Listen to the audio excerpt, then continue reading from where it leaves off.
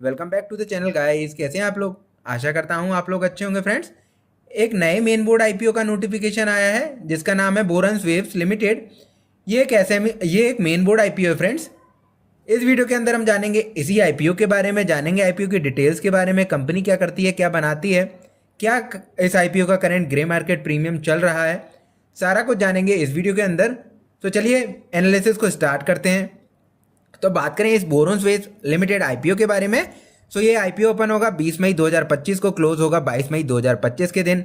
जो issue price या price band जो रखा गया है इस आईपीओ का वो है 205 रुपये से 216 रुपये पर शेयर के बीच में। फेस वैल्यू आपको देखने को मिलेगा 10 रुपीज़ पर शेयर का।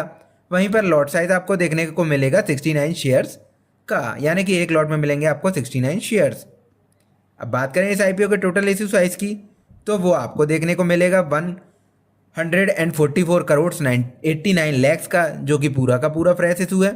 कोई भी ओएफएस या ऑफर फॉर सेल हमें इस आईपीओ के अंदर देखने को नहीं मिलेगा फ्रेंड्स। अब बात करते हैं अदर इंपॉर्टेंट डेट्स के बारे में। बात करें इस आईपीओ के अलॉटमेंट डेट की, तो वो रखी गई है 23 मई 2025 की, यानी कि अगर आपने आईपीओ में अप्लाई किया तो आपको अलॉटमेंट मिला या नहीं मिला ये पता चलेगा आपको 23 मई 2025 के दिन। वहीं पर जो इस आईपीओ की लिस्टिंग डेट है वो है 27 मई 2025 की। अब फ्रेंड जानते हैं किस कैटेगरी में कितना परसेंट रिजर्वेशन रखा गया है। तो बात करें क्यूआईबी कैटेगरी की, तो उसमें रखा है 75% का रिजर्वेशन। वहीं पर रिटेल कैटेगरी में रखा गया है 10% का रिजर्वेशन, और एचएनआई कैटेगरी में रखा गया है 15% का रिजर्वेशन। अब जानते हैं फ्रेंड्स प्रोमोटर की होल्डिंग के बारे में। सो जो प्री आईपीओ प्रोमोटर के पास होल्डिंग है वो है 87.19% की, और आफ्टर द आईपीओ कितनी हो जाएगी घटकर ये अभी डिस्क्लोज नहीं किया है। सो ये तो हुई कुछ आईपीओ की इंपॉर्टेंट डिटेल्स के बारे में। अब जानते हैं कंपनी की डिटेल्स के बारे में। तो डायरेक्टली हम लोग चलते हैं कंपनी की वेबसाइट पर, वहीं इस कंपनी के बारे में हम लोग डिस्कस करेंगे फ्रेंड्स। सो फ्रेंड्स ये हम लोग आ गए हमारे कंपनी के वेबसाइट्स पे। सो जो बेसिकली ये कंपनी है बोरन्स वेव्स ड्रीम्स लिमिटेड, ये कंपनी बेसिकली 2020 के अंदर इनकॉर्पोरेट हुई थी, और इनका जो टेक्सटाइल का प्लांट है ये बेसिकली जो ट्रस्टेड नेम है टेक्सटाइल मैन्युफैक्चरिंग इंडस्ट्री में।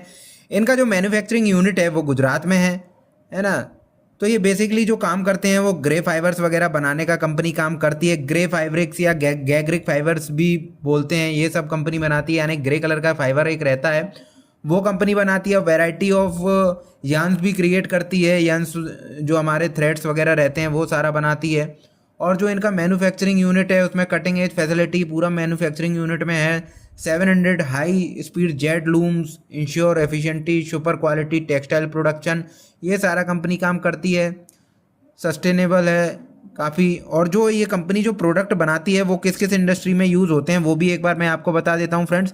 फैशन इंडस्ट्री में यूज़ होता है, वो ट्रेडिशनल टेक्सटाइल्स में यूज़ होता है, टेक्निकल टेक्सटाइल्स में भी यूज़ होता है ना। होम डेकोर वगैरह में भी इस कंपनी का यूज़ हो जाता है, इंटीरियर डिजाइनिंग के लिए भी इसके टेक्सटाइल का यूज होता है ना। तो काफ़ी जगह काफ़ी इंडस्ट्रीज़ हैं जिनमें इनके यार्न्स या ग्रे फाइबर जो ये कंपनी बनाती है वो सारा यूज़ होता है। ये कुछ इसके जो नाम लिख के आ रहे हैं: Sudarshan skill mills, Ambuja fibres, Oswal international, Shri Hari tex, Varun textile, ये सारे इनके ट्रस्टेड क्लाइंट्स हैं फ्रेंड्स। इनको ये अपना प्रोडक्ट सप्लाई करती है। निरंकारी टेक्सटाइल, गंगा टेक्स ट्रेंज, है ना। तो काफ़ी सारे इनके ट्रस्टेड क्लाइंट्स भी इनके पास अवेलेबल हैं। तो बेसिकली बात करें कुल मिला के तो ये एक टेक्सटाइल यानी कि कपड़े से रिलेटेड कंपनी है। तो फ्रेंड्स ये हुई कंपनी की डिटेल। अब चलते हैं इस कंपनी के फाइनेंशियल पे कि कंपनी कुछ मुनाफा कर भी रही है या नहीं कर रही है फ्रेंड्स। सो फ्रेंड्स ये मैंने लगा लिए कंपनी के फाइनेंशियल। जो भी फिगर आपको स्क्रीन पर दिख रहे हैं फ्रेंड्स ये सारे इन करोड़ हैं। बात करें कंपनी के एसेट की तो 2022 के अंदर सिर्फ 31 करोड़ 90 लाख का एसेट इनके पास प्रेजेंट था, जो कि 31 दिसंबर 2024 तक बढ़कर हो गया 149 करोड़ 67 लैक्स का। वहीं पर बात करें रेवेन्यू की तो उसमें भी हमें अपवर्ड ट्रेंड देखने को मिल रहा है फ्रेंड्स। बात करें 31 मार्च 2024 से 31 दिसंबर 2024 की, तो जो 2000 मार्च 2024 में था वो था अराउंड 200 करोड़ का, जो कि बढ़कर हो गया 215 करोड़ 31 दिसंबर 2024 तक का रेवेन्यू। अभी 3 महीने का डेटा आना बाकी है, मतलब एक क्वार्टर का डेटा अभी पब्लिश होना बाकी है इस कंपनी का। वहीं पर बात करें इनके प्रॉफिट आफ्टर टैक्स की तो same as revenue and asset ये भी कंटिन्यूअसली ग्रो होते हुए हमें देखने को मिल रहा है। मार्च 2022 में ये 1 करोड़ 80 लाख का मुनाफा करते थे, वहीं पर 31 दिसंबर 2024 तक इस कंपनी का जो मुनाफा था वो 29 करोड़ 31 लाख तक पहुंच चुका है। तो काफ़ी अच्छा ट्रेंड हमें इसके प्रॉफिट आफ्टर टैक्स और रेवेन्यू और एसेट तीनों के अंदर देखने को मिल रहा है। वहीं पर बात करें बोरोइंग्स की तो बोरोइंग्स में हमें मार्च 2024 से दिसंबर 2024 के बीच में एक डिप देखने को मिल रहा है। 69 करोड़ 10 लाख से घटकर ये 54 करोड़ 3 लाख हो गया। तो ये पॉजिटिव पॉइंट है इस कंपनी के लिए कि बोरोइंग्स घटा रही है और रेवेन्यू को बढ़ा रही है कंपनी। सो फ्रेंड्स, ये तो हुई रेवेन्यू के बारे में बात। आप जानते हैं अदर KPI इंडिकेटर्स के बारे में।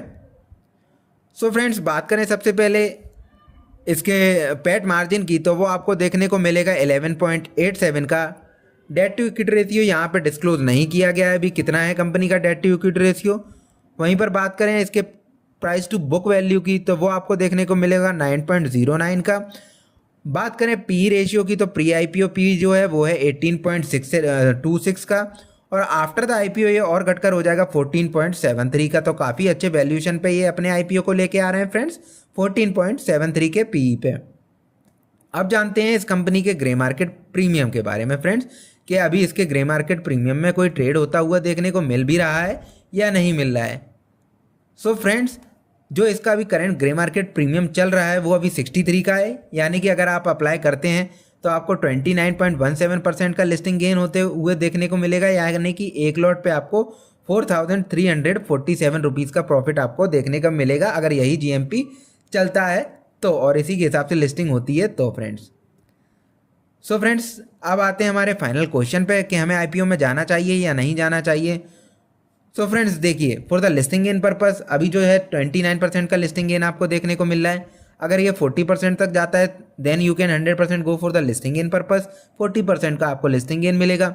वहीं पर अगर कोई लॉन्ग टर्म के लिए अप्लाई करना चाहता है या उसको अलॉटमेंट मिला या तो उसको लॉन्ग टर्म के लिए रखना चाहिए या नहीं। सो देखिए फ्रेंड्स, इस IPO के अंदर जो है ना नेगेटिव पॉइंट्स ना के बराबर हैं। जैसे कि बात करें सबसे पहले पॉजिटिव पॉइंट की कर लेते हैं। अगर नेगेटिव पॉइंट्स तो मुझे कुछ लगता नहीं कि इस IPO के अंदर कुछ है। टेक्सटाइल की कंपनी है, काफ़ी अच्छा जो इंडस्ट्री है उनमें काम करती है, फैशन इंडस्ट्री को भी प्रोवाइड करती है, टेक्निकल इंडस्ट्री को प्रोवाइड करती है, होम डेकोर में भी इनका प्रोडक्ट यूज़ होता है। और देखिए, कोई भी ऑफर फॉर सेल इस IPO के अंदर नहीं है फ्रेंड्स, है ना।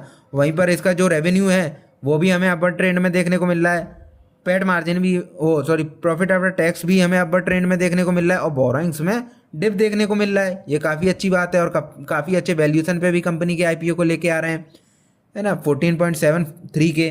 तो कुल मिला के जो मेरा पॉइंट ऑफ व्यू है इस IPO को लेके, जो इसके फिगर्स हैं वो बहुत प्रॉमिसिंग मुझे लग रहे हैं। That's why I am giving apply signal for this IPO। ये सिर्फ मेरा पॉइंट ऑफ व्यू है फ्रेंड्स, बाकी आप अप्लाई करने या नहीं करना है अपने फाइनेंशियल एडवाइजर से एक बार सलाह ज़रूर लीजिएगा फ्रेंड्स। सो फ्रेंड्स, इस वीडियो के अंदर हमने जाना borrowings wave limited main board IPO के बारे में।